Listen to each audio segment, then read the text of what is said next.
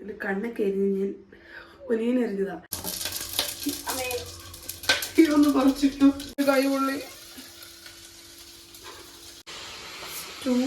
Bread ചായ. Hey good people. അപ്പോൾ രാവിലെയല്ല ഞാൻ എണീറ്റ് കേട്ടോ. രാവിലെ എന്ന് പറഞ്ഞാൽ 9:45 ഇപ്പോൾ എഴുന്നേറ്റു. ഞങ്ങൾക്കിപ്പം ഷിഫ്റ്റ് ഡ്യൂട്ടി നടക്കുക. ഞങ്ങൾ ഈവനിങ് ഷിഫ്റ്റില്ല, അതുകൊണ്ട് ഇച്ചിരി ലേറ്റായിട്ടാണ് ഇപ്പോൾ എണീക്കുന്നത്. അപ്പോൾ ഉറക്കത്തിൻ്റെ ആ ഒരു ചിലപ്പൊന്നും മാറിയിട്ടില്ല. അപ്പോൾ രാവിലെ എന്തെങ്കിലും പ്രിപ്പയർ ചെയ്ത് കഴിച്ചിട്ട് വേണമല്ലോ പോകാൻ. അപ്പം ഞങ്ങൾ വിചാരിച്ചു എന്തെങ്കിലുമൊക്കെ ഉണ്ടാക്കണമല്ലോ. അപ്പം ചിക്കൻ ഇരിപ്പുണ്ട്, അല്ലെങ്കിൽ ബ്രെഡും ഇരിപ്പുണ്ട്, അല്ലെങ്കിൽ ബ്രെഡും ചിക്കൻ സ്റ്റൂ ഉണ്ടാക്കാമെന്ന് വിചാരിച്ചു. അപ്പം ഞങ്ങൾ അതിന് വേണ്ടിയിട്ട് നേരത്തെ എണീക്കണം എന്നൊക്കെ പറഞ്ഞുകൊണ്ട് തലേദിവസം കിടന്നതാണ്. പക്ഷെ എണീറ്റപ്പോൾ സെയിം ലേറ്റായി. അപ്പോൾ എടുപിടിയിൽ നിന്ന് നമുക്കൊരു ബ്രെഡും ചിക്കൻ സ്റ്റൂ വേണം. അപ്പം ആദ്യമേ തന്നെ വെജിറ്റബിൾസ് എല്ലാം ഒന്ന് വൃത്തിയാക്കി കട്ട് ചെയ്തൊക്കെ വെക്കാം. ഞങ്ങൾ എപ്പോഴും ഉണ്ടാക്കുമ്പോൾ ഇങ്ങനെ ആദ്യമേ ചെയ്യുവേ. വെജിറ്റബിൾസ് എല്ലാം കട്ട് ചെയ്തും മാറ്റിയിട്ട് എല്ലാം റെഡിയാക്കി വെച്ചിട്ടേ കറി ഉണ്ടാക്കാൻ തുടങ്ങത്തുള്ളൂ. അപ്പം ആദ്യം തന്നെ പൊട്ടറ്റോയും ക്യാരറ്റ് കിട്ടിയില്ല. സാധാരണ നമ്മൾ സ്റ്റോറിൽ ക്യാരറ്റ് ഇടും, പക്ഷെ ക്യാരറ്റ് ഒന്നും കിട്ടിയില്ലായിരുന്നു. അതുകൊണ്ട് ക്യാരറ്റ് ഇല്ല, പൊട്ടറ്റോയും ചിക്കനും മാത്രം ഇട്ടിട്ടു. പണ്ട് എനിക്ക് പീലർ ഇട്ട് യൂസ് ചെയ്യാൻ അറിയത്തില്ല കേട്ടോ. എനിക്ക് പീലർ ഉപയോഗിക്കാൻ അറിയത്തില്ല. ഇവളാണ് എന്നെ പഠിപ്പിച്ചു തന്നത് പീലർ ഉപയോഗിക്കാനൊക്കെ. ഇപ്പോഴും വലിയ കറക്റ്റൊന്നും അല്ല, എങ്കിലും ഞാൻ കൊണ്ട് പിച്ചാത്തി ഇട്ടിട്ടേ കളയത്തുള്ളായിരുന്നു. അപ്പം തൊലിയുടെ കൂട്ടത്തിൽ നമ്മുടെ പൊട്ടറ്റോയും കൂടി പോവായിരുന്നു. ഇപ്പോഴാണ് ഒന്ന് സെറ്റായി വരുന്നത്. ഇപ്പോഴും പോകുന്നുണ്ട് കേട്ടോ. പൊട്ടറ്റോ എല്ലാം പീലാക്കി ഒണിയനും വൃത്തിയാക്കി ഇനി ഒന്നെല്ലാം ഷേപ്പിൽ കട്ട് ചെയ്തെടുക്കണം. ഷേപ്പിലെന്ന് പറയാൻ കാരണം നമ്മുടെ സ്റ്റൂ ഉണ്ടാക്കുമ്പോൾ ഇങ്ങനെ സ്ക്വയറിലല്ല ആക്കുന്നത്. ഞാൻ എപ്പോഴും കുക്ക് ചെയ്തില്ലെങ്കിൽ എനിക്കിങ്ങനെ കുക്ക് ചെയ്യുമ്പം നമ്മളിങ്ങനെ അതാതിൻ്റെ പോലെ അതാത് ഇരിക്കണം, അങ്ങനെ ഒരു ഇതുണ്ട് എനിക്ക്. അതാണ് സ്റ്റൂവിനൊക്കെ ഇങ്ങനെ സ്ക്വയറിലെ പൊട്ടറ്റോ, പിന്നെ ക്യാരറ്റ് ആണെങ്കിലും കുറച്ച് കട്ടിയായിട്ട് അങ്ങനെ തന്നെ വേണം. എനിക്ക് അങ്ങനെ അതാണ് നിർബന്ധം. അപ്പം ഷേപ്പ് തെറ്റാതെ പൊട്ടറ്റോ നമുക്ക് കട്ട് ചെയ്ത് കൊടുക്കണം. ഞാൻ ഇച്ചിരി സ്ലോ ആണ് കേട്ടോ. ഞാൻ ഈ ചെയ്യുന്ന ഇപ്പം സാധാരണ ഒരാൾ ഒരു 5 മിനിറ്റ് കൊണ്ട് ചെയ്യുന്ന സംഭവം ഞാനൊരു 15 മിനിറ്റ് എടുത്തിട്ട് ചെയ്യത്തുള്ളൂ. അതിൽ കൂടുതലായെങ്കിലേ ഉള്ളൂ. ഞാൻ ലേറ്റായിട്ട് ഇങ്ങനെ നോക്കി അതാണ് പ്രശ്നം. ഇടയ്ക്ക് ഞാൻ പീൽ ചെയ്തത് തന്നെ ഞാൻ ലേറ്റാന്ന് പറഞ്ഞാൽ ഗോര മേടിച്ച് പീൽ ചെയ്യുമായിരുന്നു കേട്ടോ. ബാക്കി പൊട്ടറ്റോ ഒന്നേ ഞാൻ ആക്കിയുള്ളൂ, പിന്നെ ഗോരയാ ബാക്കി ചെയ്തത്. കാരണം ഞാൻ ഭയങ്കര സ്ലോ ആയി. അവൾ പറഞ്ഞു ഇന്ന് ചെയ്ത് കഴിഞ്ഞാൽ നമുക്ക് ഡ്യൂട്ടിക്ക് പോകാൻ പറ്റത്തില്ല, ഉണ്ടാക്കിക്കൊണ്ട് ഇവിടെ ഇരിക്കത്തേ ഉള്ളൂ. ഓൾറെഡി ഞങ്ങൾ ലേറ്റ് ആയിട്ടല്ലേ എണീറ്റ്. അപ്പം അവൾ തന്നെ പിന്നെ ബാക്കിയാണ് ചെയ്തത്. എൻ്റെ കണ്ണൊക്കെ എരിഞ്ഞ് ഞാൻ ഒനിയനെറിഞ്ഞതാ. നമ്മൾ ഒനിയനും അരിഞ്ഞു, പൊട്ടറ്റോ, പിന്നെ ടൊമാറ്റോ, പച്ചമുളകും ഇതെല്ലാം സെറ്റാക്കി വെച്ചിട്ടുണ്ട്. പിന്നെ ഒരു പ്രശ്നമുള്ള എന്താണെന്ന് വെച്ച് കഴിഞ്ഞാൽ ഞങ്ങൾ ചിക്കൻ സ്റ്റൂ ആണ് ഉണ്ടാക്കാൻ പോകുന്നത്. പക്ഷേ ചിക്കൻ തേണ്ടേ നമ്മൾ ഓൾറെഡി കഴിഞ്ഞ ദിവസം മാരിനേറ്റ് ചെയ്ത് വെച്ചു. അതെന്തോ സംഭവം എന്ന് വെച്ച് കഴിഞ്ഞാൽ ഞങ്ങളിങ്ങനെ കറി എപ്പോഴും നോർമൽ കറിയിൽ വെക്കുന്നത്. അപ്പോൾ ചിക്കൻ മേടിച്ചപ്പോൾ നേരത്തെ അങ്ങ് മാരിനേറ്റ് ചെയ്ത് വെച്ചു. ഞങ്ങൾ വിചാരിച്ചു കറിക്ക് കുറച്ചും കൂടി ടേസ്റ്റ് കൂടിക്കോട്ടെ എന്ന് കരുതിക്കൊണ്ട് നേരത്തെ മാരിനേറ്റ് ചെയ്തതാണ്. പക്ഷേ മൈൻഡ് ചേഞ്ചായി. ഇപ്പോൾ സ്റ്റൂ ഉണ്ടാക്കണമെന്ന് വെച്ചു. ഞങ്ങൾ വെച്ചാൽ എന്നായാലും നമ്മൾ ഇട്ടില്ലേ കഴിക്കുന്നത്, വേറെ ആരും ഇല്ലല്ലോ. അപ്പം ഈ മാരിനേറ്റ് ചെയ്ത ചിക്കൻ ഇട്ട് തന്നെ സ്റ്റൂ ഉണ്ടാക്കാമെന്ന് വിചാരിച്ചിട്ടാണ്. അപ്പം കളറിലൊരു ലൈറ്റ് വ്യത്യാസം വരുമെന്ന് തോന്നുന്നു, കാരണം ചെറുതായിട്ട് മുളക് പൊടി ഇട്ടിട്ടുണ്ട്. അപ്പം അതിനകത്തൊരു ചെറിയ വ്യത്യാസം വരുമായിരിക്കും എന്നായാലും. അപ്പം സ്റ്റൂവിൻ്റെ കളർ കിട്ടിയില്ലെന്ന് പറഞ്ഞിട്ട് ആരും ഞങ്ങളെ കളിയാക്കരുത്. ഉണ്ടാക്കാൻ പോകുന്ന സ്റ്റൂ ആണെങ്കിലും ചിക്കൻ ചെറുതായിട്ടൊന്ന് മാരിനേറ്റ് ചെയ്തിട്ടുണ്ട്. അതാട്ടോ ചെറിയൊരു സ്റ്റൂ ചിക്കൻ കറി അങ്ങനെ വെച്ചാൽ ഉണ്ടാക്കാമെന്ന് കരുതിയിട്ടുണ്ട്. അപ്പം ഇനി ഉണ്ടാക്കാനായിട്ട് തുടങ്ങാൻ പോകട്ടോ. അപ്പോൾ കറി ഉണ്ടാക്കാൻ വേണ്ടിയിട്ട് നമ്മൾ ആദ്യമേ പാത്രം വെക്കുക. ഇത് ശരിക്കും പറയാൻ കുക്കറാണ് വെക്കുന്നത്. എന്നാന്ന് വെച്ചാൽ കുക്കർ വെച്ച് കഴിഞ്ഞാൽ എല്ലാ വെജിറ്റബിൾസും കിടക്കും.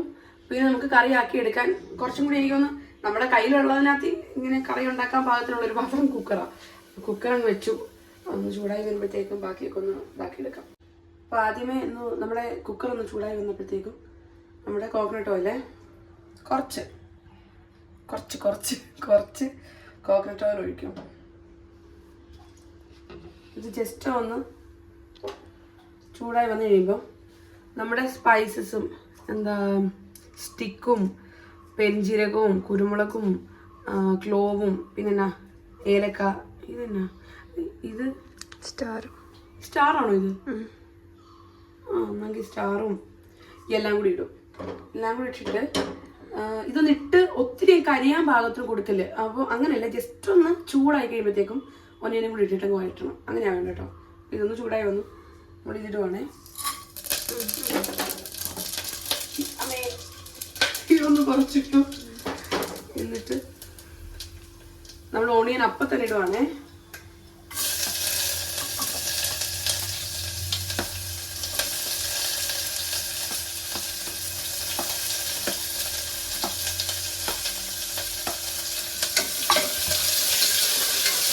ഇങ്ങനെ ചെറുക്കുന്നത് എനിക്ക് ഭയങ്കര പേടിയാണ്. എന്നാന്ന് വെച്ചാൽ കയ്യിലും ദേഹത്തും എല്ലാം വീഴും, അങ്ങ് പൊള്ളു വന്നിട്ട്. എനിക്ക് കടി കിടുമ്പോൾ പണ്ടി എങ്ങനെയാണെന്ന് അറിയാം, എണ്ണ ഇവിടെ വരുമ്പോഴത്തേക്ക് കടി കിട്ടിട്ട് ഇങ്ങനെ നിന്ന് ഇടുന്നത് എനിക്ക് പേടിയാണ്. പക്ഷെ കൈ തെറിക്കുക എങ്ങനെയാണെന്ന് എൻ്റെ കൈ തെറിക്കുക.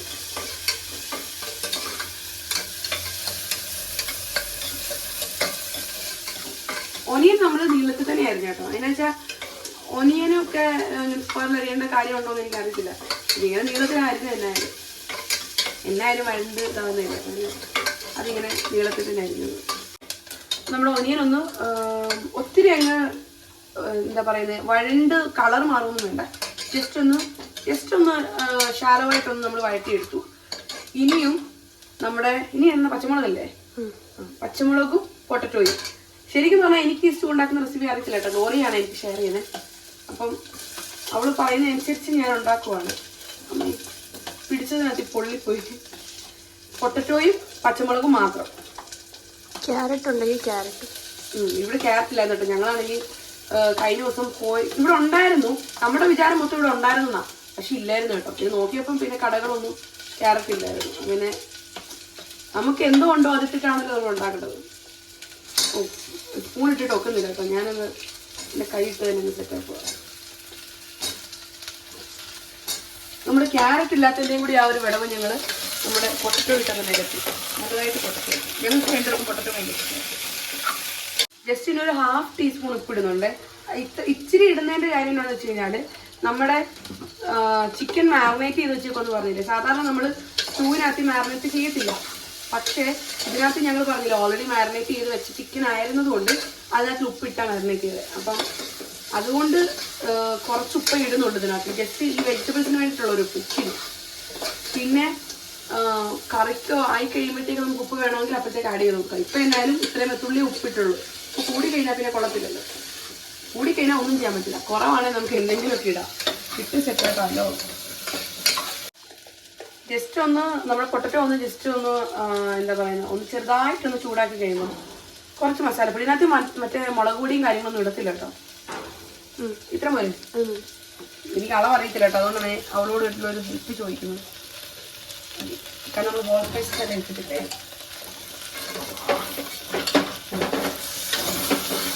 ഇനി ഈ മസാലയുടെ ഒന്ന് ജസ്റ്റ് നമ്മളൊന്ന് വഴറ്റി ആ മസാലയുടെ ഒരു പച്ച കുത്തു മണം വരത്തില്ലേ, മസാലയുടെ ഒക്കെ ഒത്തിരി മണം ഇഷ്ടമല്ല. ആ മണം ഒന്ന് മാറിക്കഴിയുമ്പോൾ നമ്മുടെ ടൊമാറ്റോയും കൂടെ ഇടും. ഈ പൊട്ടറ്റോ ഇട്ട സമയത്തായിരുന്നു നമ്മൾ ക്യാരറ്റ് ആക്കി ഇടുന്നത്, ക്യാരറ്റ് ഇല്ലല്ലോ. ഈ വെജിറ്റബിൾസ് വഴറ്റിയതല്ലാതെ ഇങ്ങനെ നമ്മളുടെ പാത്രത്തിൽ ഇങ്ങനെ സ്റ്റിക്ക് ചെയ്യാൻ തുടങ്ങുന്ന ഒരു ഫീല് വന്നു തുടങ്ങിയോ, അതാവുമ്പോഴത്തേക്കും നമ്മൾ ഇനി അടുത്ത ടൊമാറ്റോ ഇടണം. ഇതൊന്നും പച്ചമുളക് മാറണ്ട. മതി, ജസ്റ്റ് അത്ര മതി.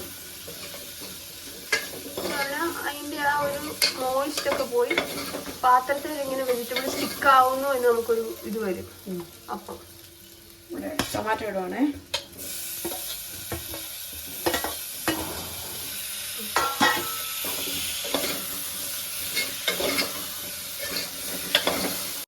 ജസ്റ്റ് നമ്മുടെ ഇതൊന്ന് സിമ്മിലിട്ടിട്ടുണ്ട്. ഇനി നമ്മുടെ ചിക്കൻ ഇടുവാണേ.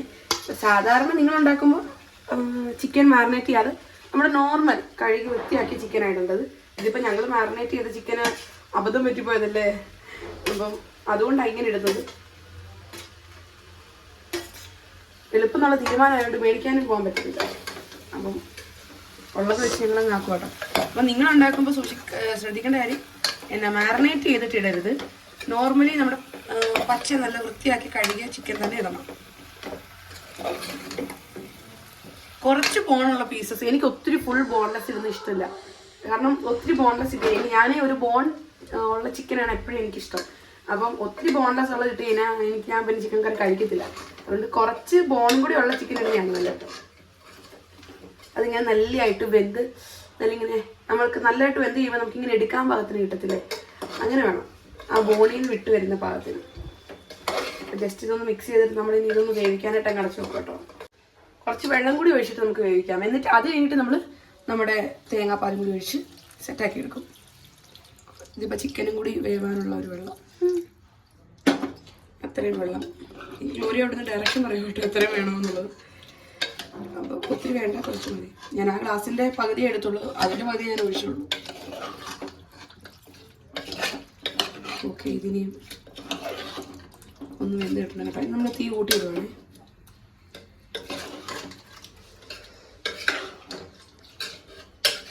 നമ്മളിത് കുക്കറിട്ട് ജസ്റ്റ് കുക്കറിൻ്റെ അടപ്പിട്ട് അടച്ച് ഒരു 3 വിസിലൊക്കെ വരാൻ വെയിറ്റ് ചെയ്യുക. കാരണം ചിക്കൻ വേകണമല്ലോ. അപ്പം പൊട്ടറ്റോയൊക്കെ അധികം വെന്ത് പോകത്തില്ല, എന്നാലും ഒരു 3 വിസിൽ വരെ വെയിറ്റ് ചെയ്യുമ്പോൾ ചിക്കനും വേഗം എല്ലാ വെജിറ്റബിൾസും വെന്ത് കഴിയും. ആ സമയം കൂടി നമുക്ക് തേങ്ങ പൊട്ടിക്കണം. ഞങ്ങളിങ്ങനെ തേങ്ങയായിട്ട് ഇരിക്കും കേട്ടോ. അപ്പം അതിനെയും പൊട്ടിച്ച് തേങ്ങാപ്പാലാക്കണം. അപ്പം ഇത് വേഗം സമയം കൊണ്ട് അത് സെറ്റാവും. ഇത് നാട്ടിൽ നിന്ന് കൊണ്ടുവന്ന് വെച്ചിട്ടുള്ള തേങ്ങയാണ്. നമ്മൾ തേങ്ങ തിരുമിയത് ഇങ്ങനെ ഫ്രിഡ്ജിൽ ഇരിപ്പുണ്ട്. അല്ലാണ്ട് ഇങ്ങനെ തേങ്ങാപ്പാലൊക്കെ എടുക്കാൻ പാകത്തിന് ഞങ്ങൾ തേങ്ങ എപ്പോഴും കൊണ്ടുവരും. ആ തേങ്ങാപ്പാൽ എടുക്കാൻ വേണ്ടിയിട്ട് കൊണ്ടുവന്നതാണ്. അപ്പം ഈ കണ്ണ് കളയാതെ കൊണ്ടുവരും. എന്തിനാണെന്നറിയോ ഈ സംഭവം? ഈ അപ്പം കേടായി പോകത്തില്ല. കണ്ണ് ഇത് കളഞ്ഞിട്ടാണ് കൊണ്ടുവരുന്നതെന്നുണ്ടെങ്കിൽ എളുപ്പം തേങ്ങ കേടായി. നമ്മളെപ്പോഴും ഇത് കളയാതെ കൊണ്ടുവരുവേ. എനിക്കൊന്നും ഇത് കഴിഞ്ഞ വട്ടം നാട്ടിൽ പോയപ്പോൾ കൊണ്ടുവന്ന തേങ്ങയാണ്. നന്നായാൽ മതിയായിരുന്നു. കാരണം ഇങ്ങനെ ഉണങ്ങി കഴിഞ്ഞാൽ തേങ്ങാപ്പാൽ കിട്ടാൻ വലിയ പാടാണ്. ശരിക്കും പറഞ്ഞാൽ നാട്ടിലുള്ള സമയത്ത് ഞാൻ ഈ വക കാര്യങ്ങളൊന്നും ചെയ്തിട്ടില്ല കേട്ടോ. എനിക്കാണെങ്കിൽ തേങ്ങ മുതിക്കാൻ ഇപ്പോഴും അറിയത്തില്ല, അത് വേറെ കാര്യം. ഇങ്ങനത്തെ കാര്യങ്ങളൊക്കെ നമ്മൾ ഈ എപ്പോഴും വീട്ടിലൊക്കെ ഉള്ളപ്പം അപ്പനും അമ്മയും ചെയ്യുന്നതൊന്നും നമ്മൾ ചെയ്യത്തേ ഇല്ലായിരുന്നു. പക്ഷെ ഇവിടെ വന്നതിനപ്പോൾ ഇങ്ങനെയൊക്കെ ചെറുതായിട്ടൊക്കെ ചെയ്യും. ഇവിടെ ഉള്ളതുകൊണ്ട് വലുതായിട്ട് ഞാൻ അതും ചെയ്യുന്നില്ല. എങ്കിലും ഇപ്പോൾ ഇതൊക്കെ പഠിച്ചു കേട്ടോ, ഇതൊക്കെ പൊട്ടിക്കാനും ആക്കാനൊക്കെ. കേൾക്കുന്നില്ല ഉണ്ടോ? വെള്ളത്തിന് സൗണ്ടൊന്നും ഇല്ല, തേങ്ങ കാണുമായിരിക്കും. ഒഫീഷ്യൽ തേങ്ങ പൊട്ടിക്കൽ ഗ്ലോറി കേട്ടോ. ഇത് പൊട്ടിക്കുന്ന അവളാണ്. എനിക്കിത് പൊട്ടിക്കാൻ വലിയ പിടുത്തമില്ല, ഡ്രൈ ആയിട്ടിരിക്കുക. അതാണ് ശരി. മറ്റേ ഞങ്ങൾ നാട്ടിൽ നിന്ന് ഇതുകൊണ്ടൊക്കെ തേങ്ങ പൊട്ടിക്കാൻ പാടായേന് മമ്മി നമുക്കൊരു ഇത് തന്നു വിട്ടായിരുന്നു, എന്താ വെട്ടുകത്തി തന്നു വിട്ടു. പക്ഷെ അതിന് കൈ പോയി, അതുകൊണ്ട് പിന്നെ അത് പൊട്ടിക്കാൻ പറ്റത്തില്ല. സെറ്റായോ? ഒരു അടിയുടെയും കൂടി ആവശ്യമുണ്ടെന്ന് തോന്നുന്നു. അമ്മോ യെസ്. ഇത് വെള്ളം ഇല്ലാത്തതുകൊണ്ട് ഇങ്ങനെ പൊളിഞ്ഞു വന്നു. റൗണ്ട് തേങ്ങ വെള്ളം ഇല്ല കേട്ടോ. ഇതുകൊണ്ട് നമുക്ക് ചെയ്യാൻ പറ്റും എന്ന് എനിക്ക് തോന്നുന്നില്ല. ഇത് ഭയങ്കര ഇത് ഭയങ്കര ഡ്രൈ ആണല്ലോ. ഇത് പൊട്ടത്തേങ്ങയായിട്ട്. ഓ മൈ ഗോഡ്, ഇതിന്റെ വെള്ളം പോയി. ഇത് ഉണക്കത്തേങ്ങ, ഇതിനകത്തിട്ട് തേങ്ങാപ്പാലൊന്നും കിട്ടത്തില്ല. ഇതിട്ട് നമുക്ക് ആട്ടി എണ്ണയാക്കാം. ഞാൻ അപ്പോഴേ പറഞ്ഞില്ലേ, ഇത് കഴിഞ്ഞിട്ട് നാട്ടിൽ നിന്ന് കൊണ്ടുവന്നയാ. വേറെ ഇരിപ്പുണ്ടോ? ഈ വട്ടം കൊണ്ടുവന്നില്ലെന്ന് തോന്നുന്നു. തേങ്ങ ഇല്ലല്ലോ. അപ്പം രണ്ടാമത്തെ ഓപ്ഷൻ നമ്മുടെ തേങ്ങാ പീരയാണ്. അത് പക്ഷെ ഇച്ചിരിയേ ഉള്ളൂ കേട്ടോ. നമ്മൾ പ്രതീക്ഷിക്കുന്നില്ലല്ലോ തേങ്ങ കാണത്തില്ലെന്ന്. അതുകൊണ്ട് കുറച്ച് തേങ്ങാപ്പീരയേ ഉള്ളൂ. അപ്പം നമ്മൾ ചെയ്യാൻ പോകുന്നത് ഇച്ചിരി വേറൊരു രീതിയിലാണ്. നമ്മൾ വിചാരിക്കുന്ന തേങ്ങാപ്പാൽ കുറവാണല്ലോ. അപ്പം നോർമലി എൻ്റെ വീട്ടിൽ സ്റ്റൂ ഉണ്ടാക്കി ഞാൻ കണ്ടിട്ടില്ല. പക്ഷെ ഞാൻ ഇതുവരെ കണ്ടിട്ടില്ലെന്നോ. പക്ഷെ ഗ്ലോറിയുടെ വീട്ടിൽ കണ്ടിട്ടുണ്ട്. അപ്പം ലുലുമ എന്നാ ചെയ്തെന്ന് വെച്ച് കഴിഞ്ഞാൽ തേങ്ങാപ്പാൽ കുറവാണെന്നുണ്ടെങ്കിൽ പശുപാൽ ഒഴിക്കും. പക്ഷെ ടേസ്റ്റ് വ്യത്യാസമൊന്നുമില്ല, നല്ല ടേസ്റ്റാണ്. അപ്പം നമ്മൾ കുറച്ച് തേങ്ങാപ്പാലും പിന്നെ നമ്മുടെ പശുപാലും കൂടി ഒഴിച്ചു, അവസാന സമയത്തെ പശുപാലും കൂടി ഒഴിച്ചിട്ട് കറി സെറ്റാക്കി എടുക്കും. നല്ല ടേസ്റ്റാണ്. ശരിക്കും പറഞ്ഞാൽ തേങ്ങാപ്പാൽ ഒഴിക്കുന്ന അതേ ടേസ്റ്റ് തന്നെയാണ് മറ്റേ പശുപാലോട് ഒഴിച്ച് കഴിയുമ്പോൾ ആ ഒരു ടേസ്റ്റ്. രണ്ടിൻ്റെയും ടേസ്റ്റ് നല്ലതാണ്. പക്ഷേ നിങ്ങൾ ഇതുവരെ ഇനിയും തേങ്ങാപ്പാൽ ഇല്ലാത്ത സമയങ്ങളിൽ പശുപാൽ ഒഴിച്ച് നോക്കുന്നില്ലേ? സ്റ്റൂവിനകത്ത് പശുപാൽ വന്നെന്ന് പറഞ്ഞ ഒരു പ്രശ്നമില്ല കേട്ടോ. പശുപാലിനകത്തിൽ കുറുകണമെന്നുണ്ടെങ്കിൽ പശുപാലിൽ ഒരു സ്പൂൺ കോൺഫ്ലോർ കലക്കിയിട്ട്. നമ്മൾ ഒത്തിരി തേങ്ങാപ്പാൽ ഇടുന്നില്ല, തേങ്ങ ഇടുന്നില്ല, ജസ്റ്റ് ഇത്രയുമേ ഇടുന്നുള്ളൂ. ബാക്കി നമ്മൾ പശുപാലാണ് ഒഴിക്കുന്നത്. ഇനി നമ്മളിത് അരച്ചെടുക്കാൻ പോകാം. നല്ലതായിട്ട് ഒരു കുറച്ച് വെള്ളം ഒഴിച്ചിട്ടുണ്ട്. കാരണം ഫ്രിഡ്ജ് വെച്ചതുകൊണ്ട് വെള്ളം ഒഴിക്കാതെ ഒന്നും നടക്കത്തില്ല. സാധാരണ വെള്ളം ഒഴിക്കത്തില്ല ആദ്യത്തെ ഇങ്ങനെ എടുക്കുമ്പോൾ. പക്ഷെ ഇത് വെള്ളം ഒഴിച്ചെങ്കിലേ ആവത്തുള്ളൂ. അത് കാരണം ഫ്രിഡ്ജ് വെച്ചത്.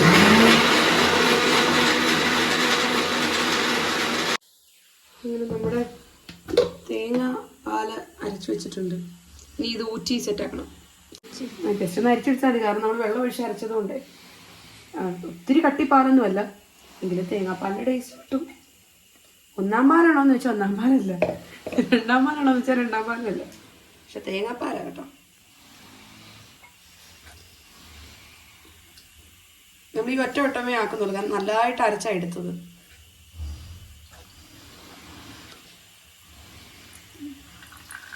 സാധാരണ തേങ്ങ പിഴിഞ്ഞാലൊന്നും ഇത്രയും പാല് കിട്ടത്തില്ല.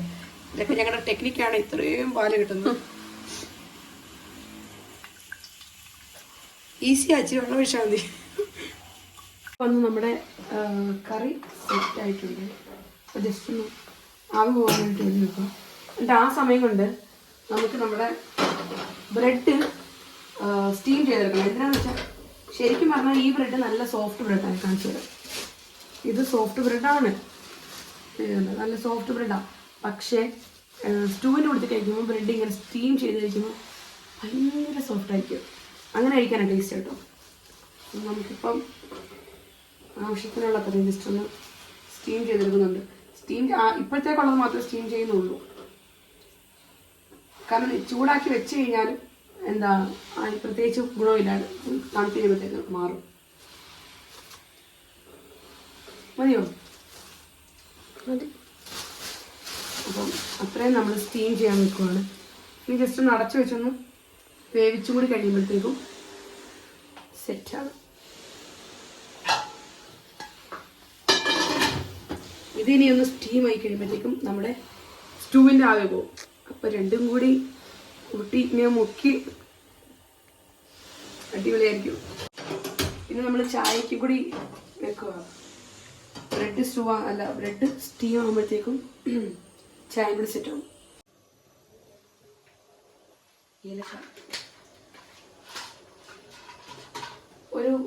ഒരു കുഞ്ഞ് ഏലക്ക ചായക്കകത്തിടും. ഇത് പറയുമ്പം എപ്പോഴും ഏലക്ക ഇടുമ്പോൾ എനിക്ക് ഓർമ്മ വരുന്നൊരു സംഭവം എന്താ പറയുക, പണ്ട് എന്ന് വെച്ചാൽ പണ്ട് തന്നെ എനിക്കൊന്ന് 3-4 വർഷത്തിന് മുന്നേ, അന്നും ഞാൻ ആ സമയത്ത് എഞ്ചിനീയറിംഗ് പഠിക്കുന്ന സമയമാണ്. ആ സമയത്ത് എൻ്റെ വിചാരം മൊത്തം ഏലക്കയുടെ കുരു കളയാനുള്ളതും അതിൻ്റെ തൊലിയാണ് നല്ല സാധനം എന്നാണ്. അപ്പം ഞാൻ എപ്പോൾ ചായ ഇട്ടാലും തൊലിയിടും കുരു കളയും, തൊലിയിടും കുരു കളയും, ഇതാണ് സംഭവം.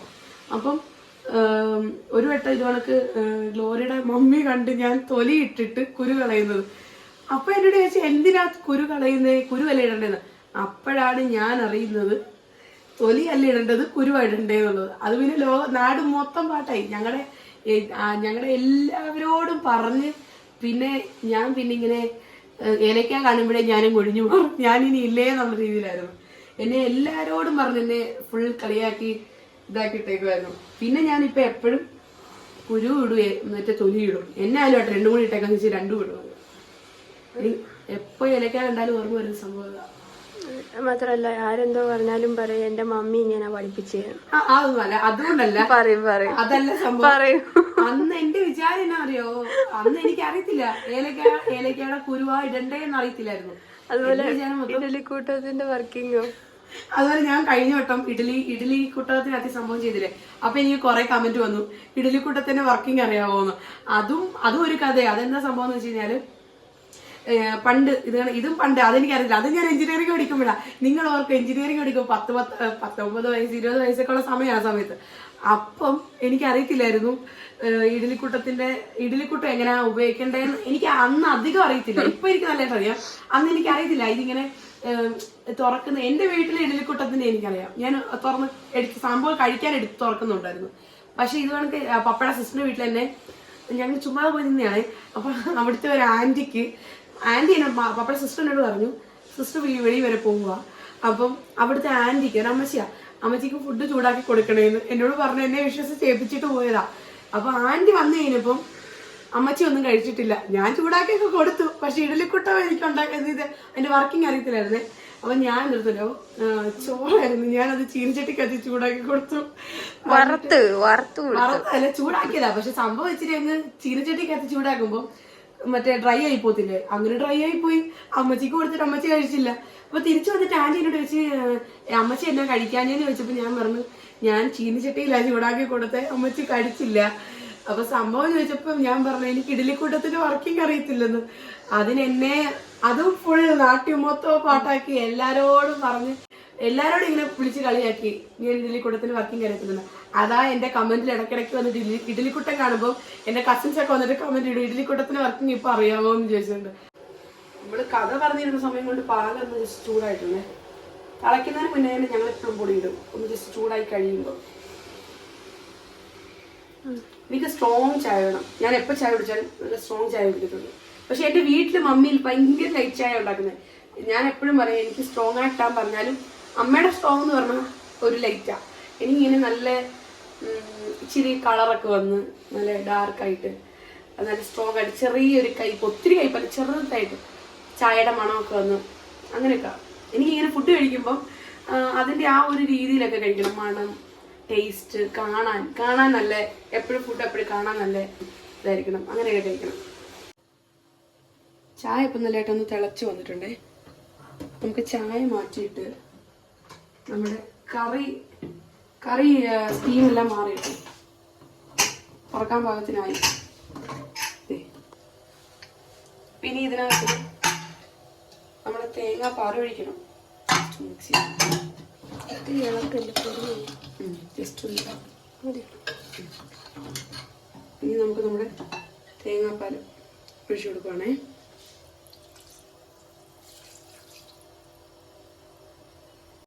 നമ്മൾ പ്രതീക്ഷിച്ച് അത്രയും ഡാർക്ക് കളറൊന്നും ആയില്ല കേട്ടോ. കോമൾട്ടി ഇത് ഇച്ചിരി വൈറ്റ് കളറിലാണ്, പ്രോപ്പർ സ്റ്റൂ വൈറ്റ് കളറിലാണ്. പക്ഷെ നമ്മൾ മാരിനേറ്റ് ചെയ്തോ, എന്നാലും ഞാൻ പ്രതീക്ഷിച്ച അത്രയും കളർ അല്ല. മുളക് പൊടി അങ്ങനെ ഇട്ടിട്ടില്ലായിരുന്നു, ഒരു 1/2 ടേബിൾ സ്പൂൺ എന്തോ ഇട്ടിട്ടുള്ളൂ മാരിനേറ്റ് ചെയ്ത സമയത്ത്. ഈ ജസ്റ്റ് ഒന്ന് തിളക്കട്ടെ. ശരിക്കും പറഞ്ഞാൽ നമ്മുടെ രണ്ടാം പാൽ ആയതുകൊണ്ട് അല്ല ഒന്നാം പാൽ അല്ലല്ലോ.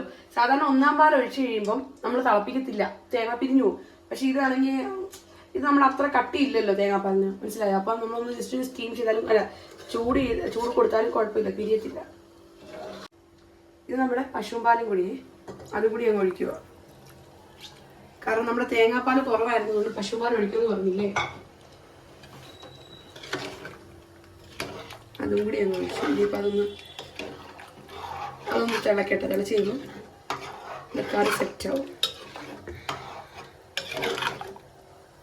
ഇപ്പം ആ കളർ മാറി കേട്ടോ, ചെറുതായിട്ട് ആ വൈറ്റ് കളറൊക്കെ വരുന്നത്. അങ്ങനെ നമ്മുടെ ബ്രെഡും പിന്നെ കറിയും എല്ലാം കൂടി കഴിക്കാനായിട്ട് എടുക്കുമായിരുന്നു കേട്ടോ. ബ്രെഡാണെങ്കിൽ ഭയങ്കര ചൂടായിരുന്നു. ഞാൻ എടുത്ത് കഴിഞ്ഞപ്പോൾ എൻ്റെ കൈയൊക്കെ നല്ലതായിട്ട് പൊള്ളിയിട്ടുണ്ടായിരുന്നേ. പിന്നെ കറി എല്ലാം കൂടി മിക്സ് ചെയ്തിട്ട് നമ്മുടെ ബ്രെഡിൻ്റെ മേളിലോട്ട് ഒഴിക്കും.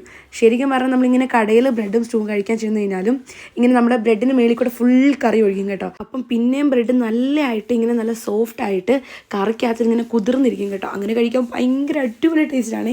എനിക്ക് അങ്ങനെ കഴിക്കാനാണ് കൂടുതൽ ഇഷ്ടം. എനിക്ക് ശരിക്കും പറഞ്ഞു കഴിഞ്ഞാൽ മറ്റേ അപ്പത്തിൻ്റെയൊക്കെ കൂടുതൽ കഴിക്കുന്നതിനേക്കാളും ഇങ്ങനെ ബ്രെഡിനകത്തിൽ കറി ഇങ്ങനെ മുങ്ങിക്കിടന്ന് കഴിക്കുന്നത് ഭയങ്കര ഇഷ്ടമാണ് കേട്ടോ. പിന്നെ കൂടുതൽ ഞാൻ ചായയും കൂടി എടുത്തിട്ടുണ്ടായിരുന്നു, നല്ല അടിപൊളി ചായ ആയിരുന്നു കേട്ടോ. എനിക്ക് ചായയുടെ മണം ഭയങ്കര ഇഷ്ടമാണ്. നല്ല തേയിലപ്പൊടിയാണെങ്കിൽ ചായ കഴിക്കുമ്പോൾ നല്ല മണമല്ലേ, ആ ഒരു മണം. സെറ്റ് സ്റ്റൂ ബ്രെഡ് ചായ. എനിക്കൊരു സമാധാനമില്ല കേട്ടോ. ഞാൻ ഫോട്ടോ എടുക്കാൻ വേണ്ടി ടൈം ഇരുന്നത്. പക്ഷെ ഫോട്ടോ എടുത്ത് ഞാനിങ്ങ് കഴിച്ചായിരുന്നു. കണ്ടോ നല്ല സോഫ്റ്റ് അല്ലേ? ഇങ്ങനെ ചിക്കനൊക്കെ നല്ല സോഫ്റ്റായിട്ട് നല്ലതായിട്ട് വെന്ത് വരണം.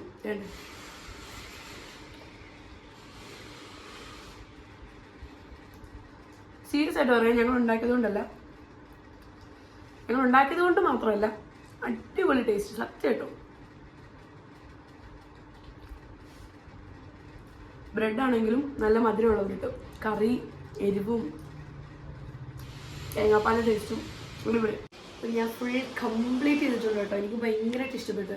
അപ്പം നമ്മൾ ഉണ്ടാക്കുന്നത് കറക്റ്റ് രീതിയാണെന്ന് എനിക്കറിയത്തില്ല, പക്ഷെ സ്റ്റൂ ഒരു രക്ഷയില്ലായിരുന്നു, അടിപൊളിയായിരുന്നു. അപ്പം നിങ്ങൾ ഇതുവരെ ട്രൈ ചെയ്തിട്ടില്ല എന്നുണ്ടെങ്കിൽ ജസ്റ്റ് ഇങ്ങനൊന്ന് ട്രൈ ചെയ്ത് നോക്കും, അടിപൊളി ടേസ്റ്റ് ആയിട്ടോ. പിന്നെ ബ്രെഡും സ്റ്റൂ, എനിക്ക് അപ്പവും സ്റ്റൂവിനേക്കാളും ബ്രെഡും സ്റ്റൂവാണ് ഇഷ്ടപ്പെട്ടു, ഭയങ്കര ടേസ്റ്റ് ആയിട്ടോ. അപ്പം നിങ്ങൾ ഇതുവരെ ട്രൈ ചെയ്ത് നോക്കിയിട്ടില്ല എന്നുണ്ടെങ്കിൽ അങ്ങനെ ഒന്ന് ട്രൈ ചെയ്ത് നോക്കണേ. അപ്പോൾ ഇന്നത്തേക്ക് ഇത്രയുള്ള കേട്ടോ. അപ്പം നിങ്ങൾക്ക് എൻ്റെ വീഡിയോസൊക്കെ ഇഷ്ടപ്പെടുകയാണെന്നുണ്ടെങ്കിൽ ലൈക്ക് ചെയ്യാനും സബ്സ്ക്രൈബ് ചെയ്യാനും ഷെയർ ചെയ്യാനൊന്നും മറക്കില്ലേ. ബൈ.